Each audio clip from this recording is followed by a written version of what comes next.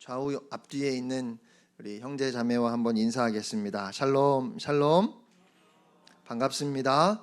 네, 주님의 은혜가 여러분과 함께 하시기를 축복합니다.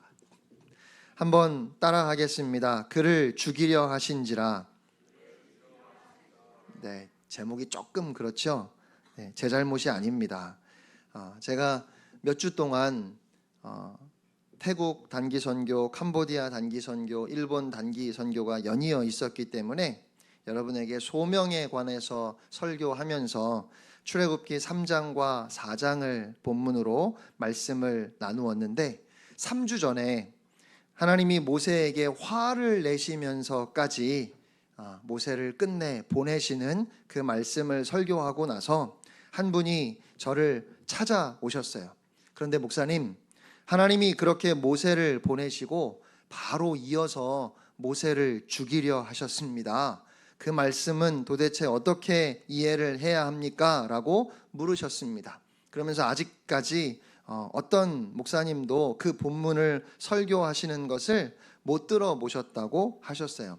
생각해 보니까 저도 못 들어본 것 같습니다. 왜 그럴까요? 네, 본문이 너무 어려워요.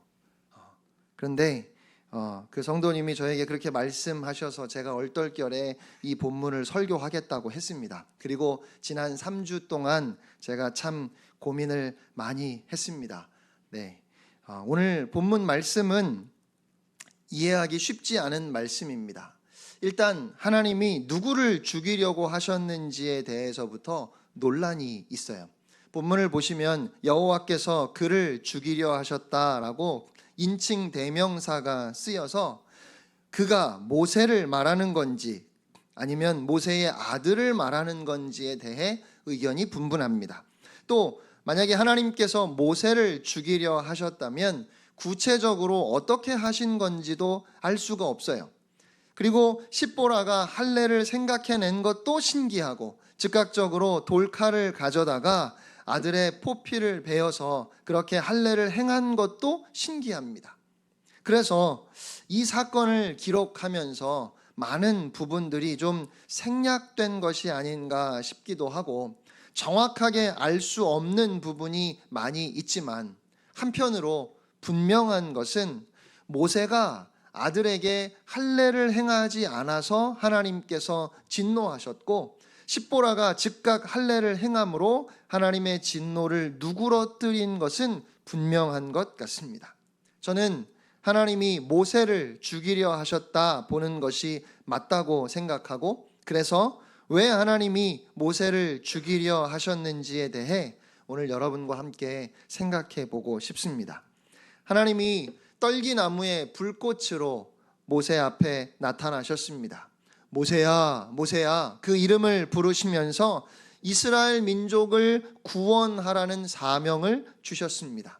모세는 이런저런 이유를 대면서 저는 감당할 수 없으니까 제발 보낼 만한 사람을 보내주세요. 그렇게 하나님께 말씀드렸지만 하나님은 포기하지 않으시고 끝내는 화를 내시면서 또 동시에 그를 다독이시면서 애굽으로 모세를 보내십니다.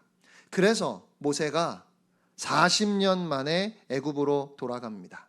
생각해 보면 그의 마음이 참 복잡했고 불안하지 않았을까 싶어요. 이스라엘 사람들이 자기를 받아줄지도 모르겠고 또 혹시 받아준다 할지라도 과연 어떻게 그들을 애굽에서 인도해내야 할지 상상도 할 수 없었습니다. 그의 앞에 어떤 일들이 펼쳐질지 알 수 없는 상황에서 두렵고 떨리는 마음으로 아내와 아들들을 데리고 애굽으로 돌아가는 겁니다. 여러분, 이러면 하나님은 언제나 모세의 편이 되어 주셔야 합니다. 하나님이 끈질기게 모세를 설득하셨습니다. 그렇게 억지로 일을 하게 할 때는 일을 시키는 사람이 일하는 사람의 비위를 맞춰줘야 하는 겁니다. 모세가 좀 잘못하더라도 하나님이 그냥 못 본 척 지나가셔야 합니다. 그렇지 않습니까? 모세에게 서운하게 하시면 그가 당장이라도 저 다시 미디안 광야로 돌아갑니다 하고 가버릴지도 몰라요. 그런데 그렇게 힘들게 모세를 설득하신 하나님이 오늘 본문을 보면 모세를 죽이려 하셨습니다. 모세가 아내와 아들들을 데리고 애굽으로 가던 중에 한 숙소에서 머물 때 하나님이 그를 찾아오셔서 그를 죽이려 하셨습니다. 말씀드린 것처럼 구체적으로 어떻게 하나님이 모세를 죽이려 하셨는지는 몰라요. 어떤 사람들은 여호와의 사자가 칼을 들고 나타나서 모세를 치려 했다 말하기도 하고, 또 어떤 사람들은 숙소에서 갑자기 모세가 급성으로 병에 걸렸거나 어떤 재앙으로 죽을 지경에 이르게 되었다고 말하기도 합니다. 모세의 아내였던 십보라가 할례를 생각해내고 자기 아들에게 할례를 행할 만큼의 시간이 있었다면 제가 생각하기에는 아마도 여호와의 사자가 칼을 들고 죽이려 한 것이기보다는 죽을 병에 걸려서 그가 사경을 헤맸다고 보는 것이 좀 더 맞지 않을까 싶습니다. 아무튼 하나님께서 모세를 죽이려 하셨는데 그 이유는 모세가 그의 아들들에게 할례를 행하지 않았기 때문입니다. 사실 잘 이해가 되지 않습니다. 이 문제가 그렇게 심각한 것이었다면 모세가 길을 떠나기 전에 하나님이 말씀하셨으면 되지 않았을까요? 하나님이 모세에게 아들에게 할례를 행하라 하셨다면 아마도 모세가 행했을 겁니다. 아니면 모세의 아들은 외국에서 태어났으니까 모세가 광야에서 살았던 시간이 자그마치 40년입니다. 그렇게 미디안 광야에서 지내면서 얻었던 아들이니까 그 아들은 특별히 좀 봐주실 수도 있는 것 아닙니까? 그런데요, 그렇게 이 말씀에 대해서 여러 의문이 여전히 해결되지 않았지만 저는 모세를 죽이려 하셨다 하는 이 말씀의 의미를, 이 말씀에 담긴 하나님 아버지의 마음을 조금 이해할 수 있을 것 같습니다. 모세가 애굽으로 출발할 때 하나님께서 바로에게 가서 그가 해야 할 말을 미리 주셨습니다. 이스라엘은 하나님의 장자이기에 그들이 하나님을 섬길 수 있도록 보내라 하시면서 이를 거절하면 하나님께서 바로의 장자를 죽이실 것이라고 하셨어요. 하나님이 아브라함을 부르시고 언약을 맺으시면서 내 자손이 하늘의 별과 같이 셀 수 없이 많아질 것이라고 하셨습니다. 그렇게 이스라엘은 언약 백성이 되었고 그들은 하나님의 장자였습니다. 그리고 언약 백성의 가시적인 표시가 바로 할례입니다. 창세기 17장 10절로 14절에 하나님께서 이 할례에 대해서 명령하십니다. 10절에 너희 중에 남자는 다 할례를 받으라. 이것이 나와 너희와 너희 후손 사이에 지킬 내 언약이니라. 12절 말씀 함께 읽겠습니다. 시작. 너희는 대대로 모든 남자는 집에서 난 자나 또는 너희 자손이 아니라 이방 사람에게서 돈으로 산 자를 막론하고 난 지 8일 만에 할례를 받을 것이라. 14절 함께 읽겠습니다. 시작. 할례를 받지 아니한 남자 곧 그 포피를 베지 아니한 자는 백성 중에서 끊어지리니 그가 내 언약을 배반하였음이니라. 할례를 받지 아니한 남자 곧 그 포피를 베지 아니한 자는 어떻게 된다고요? 백성 중에서 끊어지리니 그가 내 언약을 배반하였다 말씀하셨어요. 모세도 짐작하기에는 어렸을 때 부모를 통해 당연히 할례를 받았을 겁니다. 하나님의 명령대로 이스라엘 백성들은 사내 아이가 태어나면 난지 8일 만에 할례를 행했으니까요. 그러니까 모세는 어릴 적에 할례를 받았던 것 같고 그래서 하나님께서 모세에게 할례를 요구하지는 않으신 것 같아요. 그런데 그의 아들이 할례를 받지 않았습니다. 하나님께서 할례 받지 않은 자들의 장자들을 이제 다 치실 텐데 모세의 아들이 할례를 받지 않았어요. 모세의 아들에게는 특혜를 주어야 할까요?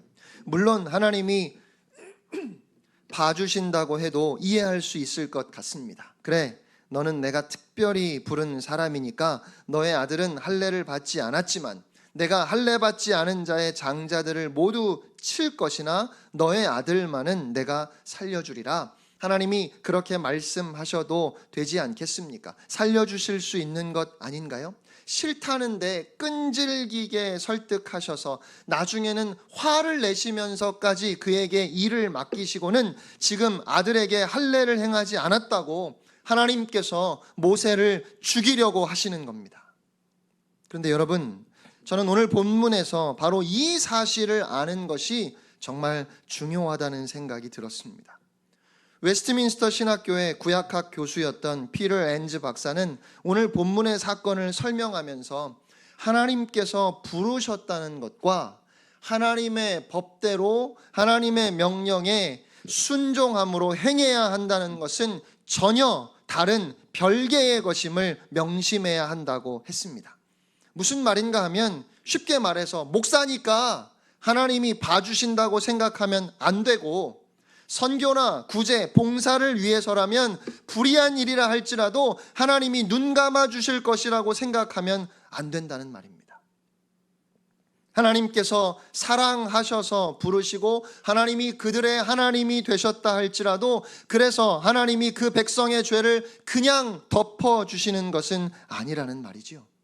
믿지 않는 사람들, 하나님을 경외하지 않는 사람들은 하나님을 대적하면 물리치시겠지만 하나님의 백성들은 아무리 죄를 지어도 하나님이 봐주실 것이라고 생각하지 말라는 것입니다. 하나님께서 부르신 주의 종 목사는 하나님이 다른 사람들은 몰라도 다른 사람들은 범죄하고 횡령하고 거짓말하고 악하게 살면 하나님이 치시겠지만 하나님의 종 목사는 하나님의 일을 위해서 하나님께서 부르셨고 그에게 맡기신 사명이 있기 때문에 좀 잘못하더라도 하나님이 그냥 봐주시고 살려주신다고 그렇게 생각하지 말라는 말이에요. 결국 죄에 있어서는 하나님 앞에서 누구나 다 똑같다는 것입니다.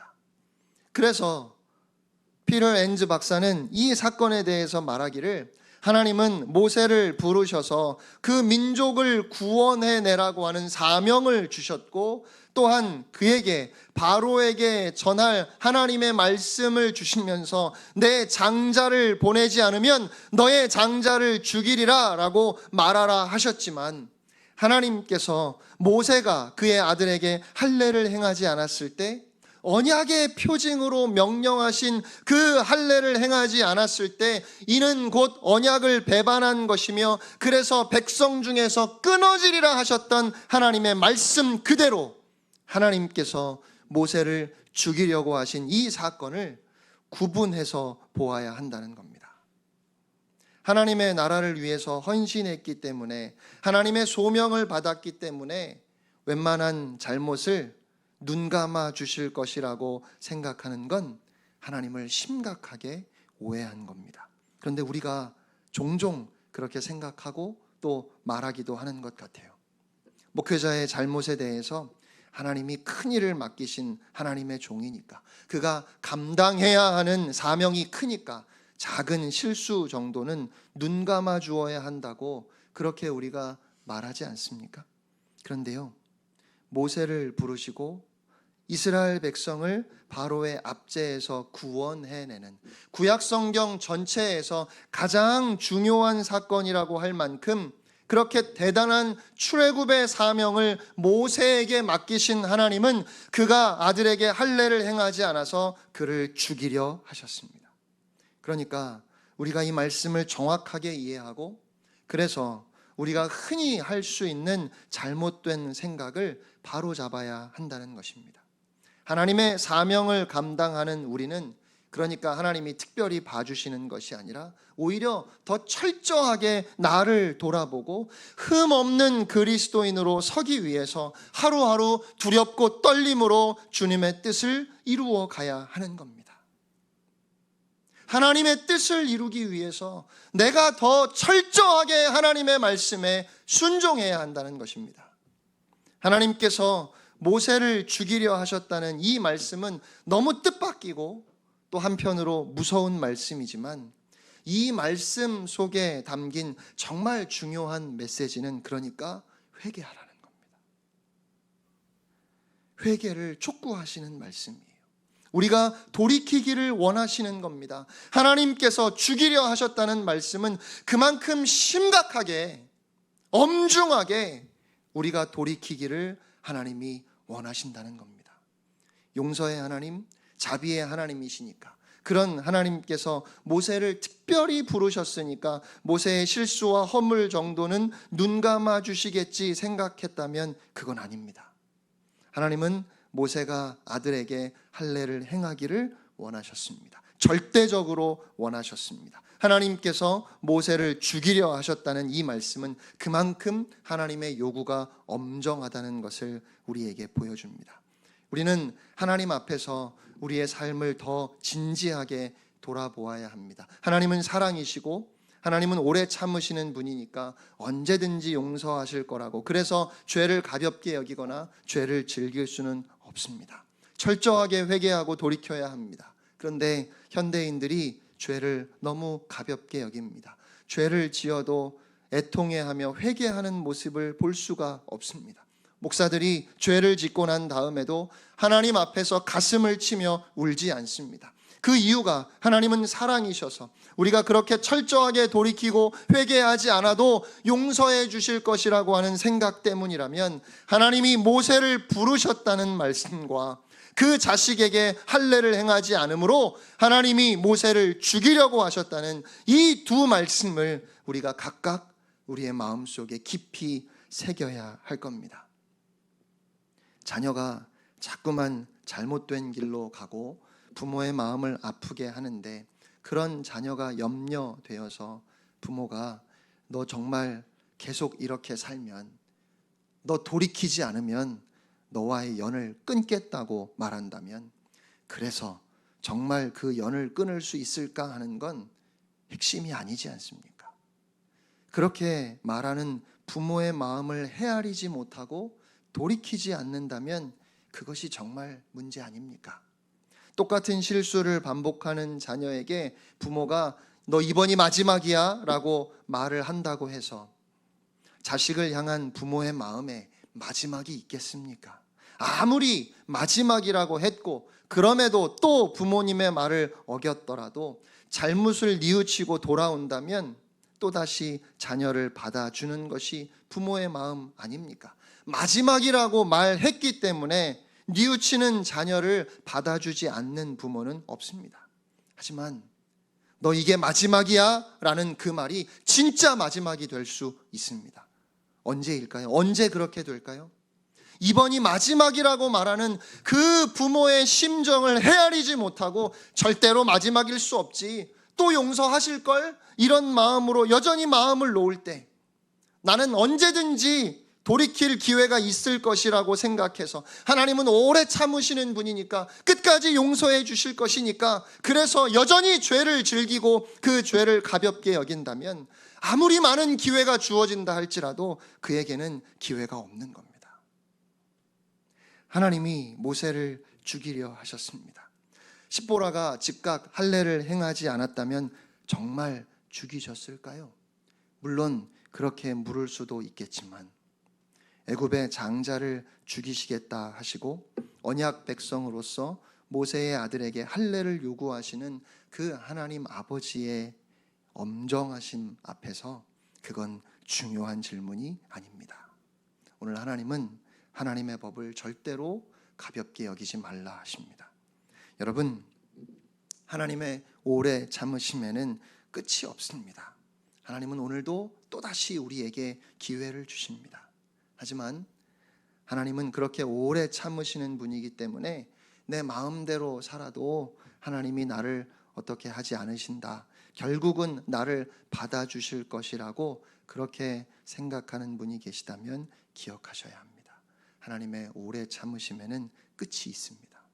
하나님은 모든 죄를 용서하시지만 어떠한 죄도 용납하지 않으십니다. 하나님은 우리의 모든 죄를 깨끗하게 씻어 주시지만 대가를 치르지 않고 그냥 봐주시는 죄는 없습니다. 그래서 예수님이 십자가에 달려 죽으셨습니다. 우리의 모든 죄를 대신 지시고 주님이 십자가에 달려 죽으신 것은 하나님이 우리를 용서하기를 원하셨기 때문입니다. 하나님은 이스라엘을 버리겠다고 말씀하셨지만 못 버리셨어요. 그렇게 정신을 못 차리고 바알을 섬기고 아세라를 섬기고 하나님 앞에서 온갖 가증한 일을 다 해서 내가 다시는 너희와 상관하지 않겠다고 하나님께서 그렇게 말씀하셨지만, 그러나 하나님은 끝내 그들을 다시 회복시키실 것입니다. 하나님은 여러분도 절대로 포기하지 않으십니다. 여러분을 버리지 않으십니다. 끝까지 사랑하실 겁니다. 그런데요, 그러니까 안심해도 되는 겁니까? 그러니까 여전히 이렇게 살아도 괜찮은 겁니까? 아니요. 그래서 그 아버지의 사랑 때문에 오늘 우리가 더 철저하게 돌이켜야 합니다. 저는 어려서 부모님께 아주 심하게 야단을 맞은 기억은 없습니다. 제가 그렇게 잘못을 하지 않아서 실제로 혼난 적이 없는 건지, 아니면 부모님은 심하게 야단을 치셨는데 부모님이 화를 내셨음에도 제가 그것을 가볍게 여겨서 기억을 못하는 건지, 어느 게 맞는지 그건 제가 잘 모르겠어요. 저는 부모님께 심하게 매를 맞은 적도 없는 것 같습니다. 그런데 혹시 제가 너무 말썽을 피워서 저희 어머니가 저를 붙들고 너 이럴 거면 같이 죽자 그렇게 말씀하셨더라도 저는 그렇게 무섭지 않았을 것 같아요. 울면서 잘못했다고 빌고 어떻게든 그 상황을 넘어가려 했겠지요. 또 그런 일이 있었다고 해서 제가 확 달라지지는 않았을 겁니다. 어려서는 부모님의 마음을 잘 헤아리지 못하니까요. 그런데요, 제가 조금 나이가 들고 저도 자식을 낳아서 키우고 그러면서 아주 조금 제가 철이 들어서 요즘은 그냥 부모님의 표정이 조금만 어두운 것 같고 힘이 없으신 것 같으면 불안해요. 혹시 제가 잘못한 것이 없는지 돌아보게 되는데, 그러면 꼭 있어요. 부모님께 죄송한 것이 워낙 많아서 혹시 이것 때문에 그러시나? 혹시 저것 때문에 그러실까? 그렇게 혼자 고민을 하다가 부모님을 뵙거나 다른 일로 통화를 하는데 아무렇지 않으신 것 같으면, 그러면 얼마나 마음이 놓이는지 몰라요. 여러분, 그렇게 부모님의 마음을 헤아리기 시작하는 것이, 그것이 철이 드는 거고 그것이 어른이 되는 것 아닙니까? 마찬가지로 우리가 하나님 아버지 앞에서도 그런 어른스러움이 있어야 하지 않겠습니까? 철없는 어린아이처럼 여전히 내 마음대로 내 뜻대로 살면서 하나님 아버지의 마음을 아프게 하면서도 우리 하나님은 다 용서해 주신다고, 끝까지 다 봐주실 것이라고 그렇게 말할 것이 아니라 용서하시지요. 다 용서하십니다. 끝까지 용서하실 것입니다. 그런데 그렇게 우리를 용서하시기 위해서 하나님은 그 아들을 내어주셨다는 말입니다. 아들을 내어주실 만큼 우리를 사랑하시는 하나님 아버지의 마음을 우리가 조금이라도 안다면, 오늘 나를 돌아보면서 정말 가슴을 치고 애통해하면서 나를 위해 그 아들을 내어주신 하나님 앞에서 내가 이렇게 살면 안 되는데, 이렇게 살 수 없는데 하나님 정말 죄송합니다, 그렇게 안타까워하고 죄송스러워하는 그런 어른스러움이, 그런 철듦이 우리에게 있어야 하겠습니다. 사랑하는 성도 여러분, 하나님께서 모세를 부르셨습니다. 그리고 모세를 죽이려 하셨습니다. 이 두 말씀 사이의 긴장을 우리가 느낄 수 있다면, 죽이려 하셨지만 절대로 죽이지 않으시는 그 하나님 아버지의 마음에서 느껴지는 사랑 때문에, 그 사랑 때문에 우리가 오늘도 하나님 앞에서 가슴을 칠 수 있고, 하나님, 제가 다시는 그렇게 살지 않겠습니다라고 말할 수 있는, 그렇게 하나님 아버지의 마음을 헤아리는 성숙함이 저와 여러분에게 있기를 간절히 소원합니다.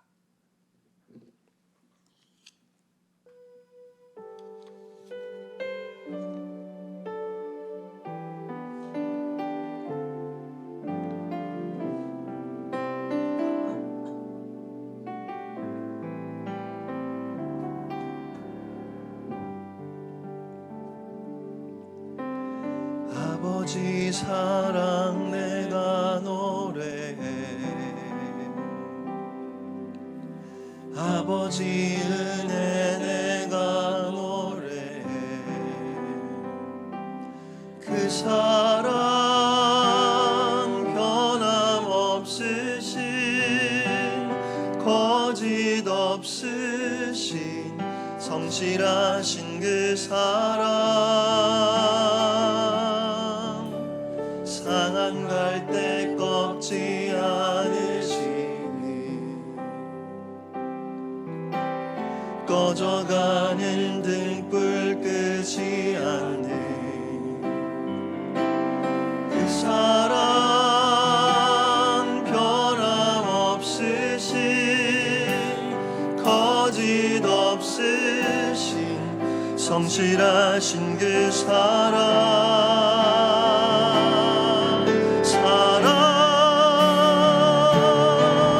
그 사랑 날 위해 죽으신 날 위해 다시 사신 예수 그리스도 다시 오실 그 사랑 죽음도